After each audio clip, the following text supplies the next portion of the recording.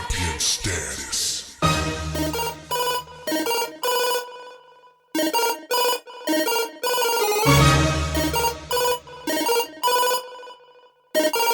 Champion status.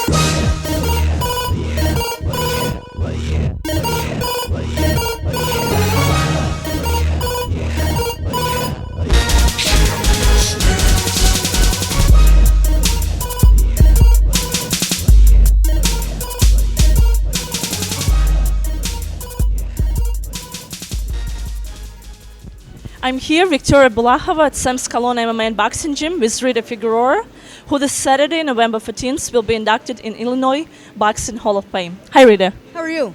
I'm great. How are you doing? I'm wonderful, thank you. Well, exciting event coming on Saturday. How excited are you about it? It's pretty exciting. I mean, there's a really good group of people getting inducted, so it's an honor for me to be included in that group. It's going to be fun. Where were you when the news first reached you, and who were you with? I was actually at home. I was at home, and my husband was sleeping on the couch, and I had to wake him up and say, "Oh, guess what?" So, yeah, I was at home. Very nice. Well, it's good to Yeah. know you're surrounded by your relatives and Yes. loved ones. Well, how special is the night for you because you're the only female inductee?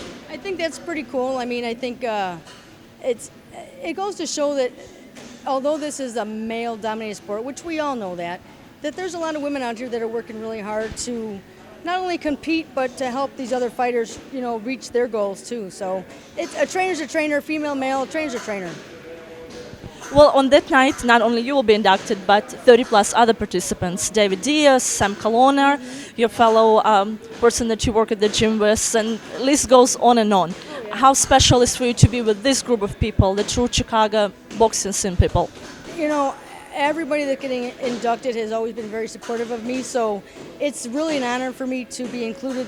David Diaz, I mean, him and his family are just good people. I mean, Sam, Mike Joyce, I mean, there's just Doc Nicholson, and there's so many people getting inducted. Johnny Lira, who's since passed. I mean, there's people that are just legends in the sport, so I'm very humbled to be a part of that group because some of those guys are just, I mean, incredible people. So it's very cool to be included in that group. Well, how did you first get into boxing? Who introduced you to the boxing in the very beginning?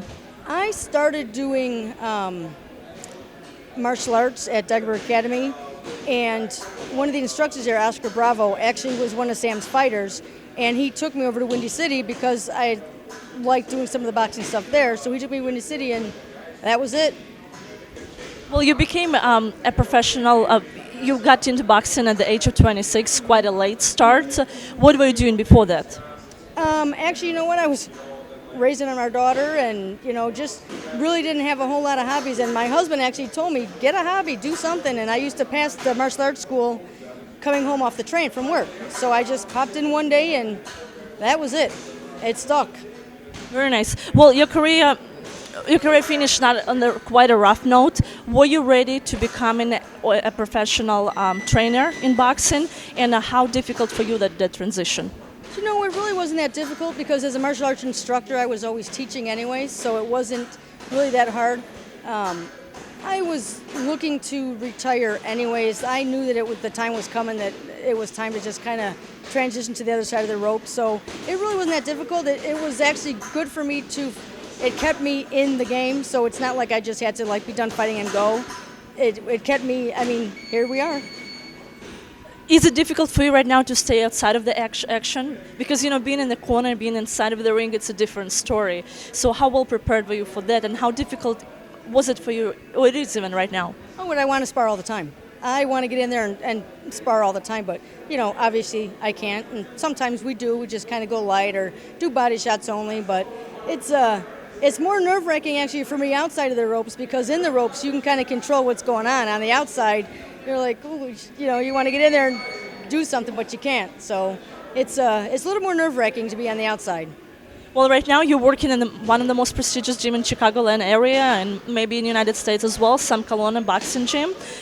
When did you first meet with Sam, and how introduction into Sam's Boxing Gym went for you? Well, I got to say, I can proudly say that from my first amateur fight to my last professional fight, Sam was my coach. Not many people can say that, so that's one thing that I'm very proud of. When I first went to Windy City, I had a kickboxing match before that, and then once I started boxing, when Oscar brought me to Windy City, I met Sam, and from that day, that was quite a while ago. From that day till now, we've been. He's either been my coach, trainer, and friend. Obviously, him and his family and our family are very good friends. But we've always had a good relationship as far as trainer and now helping each other. So it just works.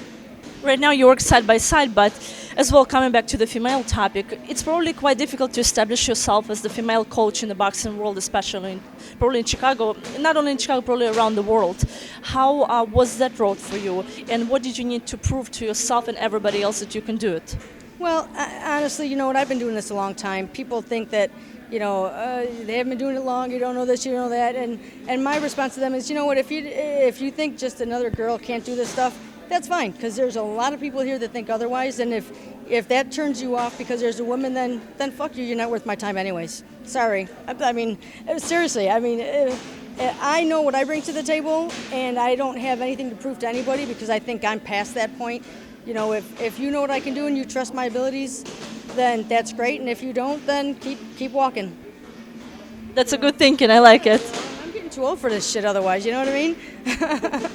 Well, you share your time as well at Dagobert Martial Arts Academy in Lincoln Square. What exactly do you do out there, and what exactly are you focusing here at Sam Scalana Boxing Gym? Well, my friend Angela and I, who's also in my corner for all my fights, she's a black belt over there as well, and we teach the boxing class there. We do some of the, events that they have and stuff like that. I don't do the martial arts as much as I would like to just because of time, but my main focus now is more boxing. Who are you working with and who are you training right now? Whoever, is in the gym, Sam and I there's really no my fight or your fight or whatever. It's just whoever's in the gym. It's a team, so there's no, you work with this guy, you work with this guy, I work with this guy. We just kind of all help each other. It's just a big family all trying to help each other get better. Where do you think boxing is right now, the state of boxing? Not maybe just female or male, but boxing overall. And what do you think needs to be improved to make it better, or what it's getting done to make it better?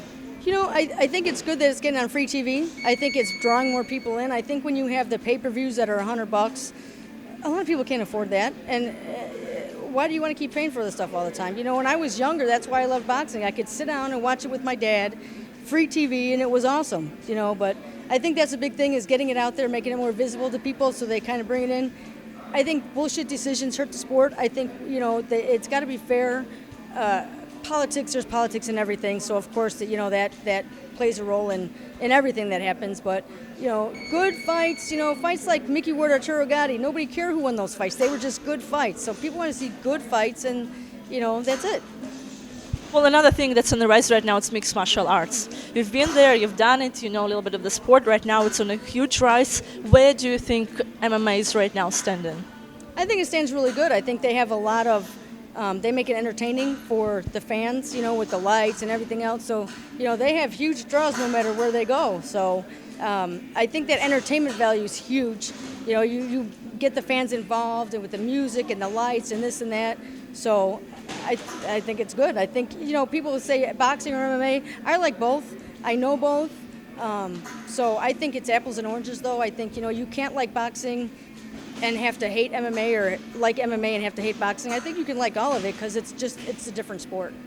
Well, I have but to ask. You've seen 193 is just around the corner. It will be in Australia. It will be at Etihad Stadium, which seats 53,000 people. 2 female bouts are headlining the event. Ronda Rousey and Holly Holm, as well as Joanna Jędrzejczyk versus Valerie Tourneur. Would you ever imagine that 2 female pairs will be headlining such an event? I think it's awesome. I think it's great. I think a lot of women work their asses off every day in the country and in the world in these small gyms that get no recognition. So I think to put them on the spotlight, it's about time. It's about time. Do you think Holly Holm has a chance against Rousey? I do, if she keeps it on her feet. If she keeps it on her feet and she uses her reach, she has a chance. If she gets on the ground, not so much. Another passion of yours is hockey. We live in Chicago. It's a true hockey town. When did you first got introduced into the hockey? And could I say that Chicago Blackhawks is your favorite team? Absolutely. I've been watching hockey since I was little. My father, we would sit in the middle of the apartment watching hockey on one TV and boxing on the other. and those hold true to me today. It was we were brought up on hockey. We watched hockey all the time. My sister actually more because she was more of a freak than I was, but we're all hockey freaks now. And yeah, we watched the Blackhawks when they were really, really bad at the Chicago Stadium. So to see them doing so well is wonderful. Do you have any memory maybe left when you watch maybe with your father, or just something that sparks when you talk about hockey? Just, you know what, I can't think of hockey without thinking about my dad, and he's been gone for a long time, so it's cool. My sister and I go to a lot of games together, so it's cool to think that that's because of him. So, yeah. Well, you're really a true sports family, but what about Rita? What would you like your legacy in boxing be? You know what, I just want people to think when she was there, she was honest with people, she tried to help people, and that's it. You know, as long as you could think about me in boxing and think, oh, she was pretty cool, I'm good with that. Well, special day coming November 14th.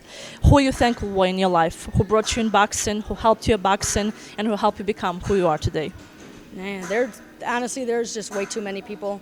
You know, from my dad who put it in me when I was younger to my family who supported me through all the weight loss and all the bullshit, and you know, my training partners. I mean, Sam, my friend Angela, Greg. I mean, there's so many people that's helped me.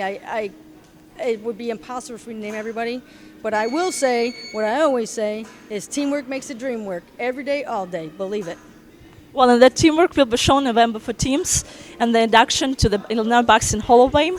Thank you very much, Rita, for your time. Thank you very much. I appreciate it. Thank you. And go Blackhawks. Champion status.